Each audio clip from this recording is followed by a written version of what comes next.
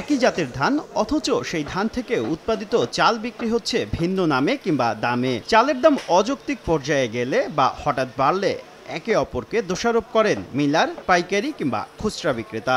দোষারোপের খেলায় পকেট খালি হচ্ছে ভোক্তার। সম্প্রতি দেশের চাল উৎপাদনকারী কয়েকটি জেলা পরিদর্শন করে এমন পর্যবেক্ষণ তুলে ধরেছে খাদ্য মন্ত্রণালয়। এই অবস্থার উত্তরণের জন্য চালের বাজার মূল্য সহনশীল ও যৌক্তিক পর্যায়ে রাখতে ধানের নামে যাতে চাল বাজারজাতকরণ হয় তা নিশ্চিত করার উদ্যোগ নিয়েছে সরকার। গেল ২১ ফেব্রুয়ারি এক নির্দেশনায় বাজারজাত করার আগে চালের বস্তার উপর মিলের নাম, দাম ও জাত বাধ্যতামূলকভাবে উল্লেখ করার কথা বলা হয়েছে, যা ১৪ এপ্রিল অর্থাৎ আজ থেকে কার্যকর হয়েছে। জাত ভিত্তিক চালের যে নাম এবং মৌসুম ভিত্তিক যে উৎপাদন খরচ, মিলার পর্যায়ে, পাইকারি পর্যায়ে, খুচরা পর্যায়ে, সেটারও একটা রূপরেখা তৈরি হয়েছে। পয়লা বৈশাখ থেকে সেটা কার্যকরী হবে।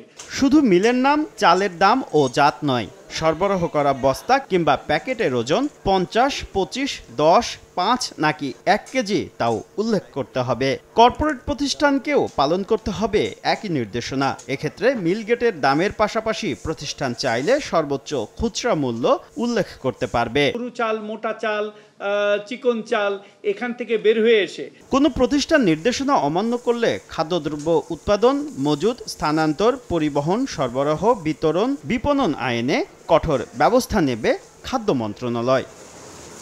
শুভ খান, সময় সংবাদ, ঢাকা।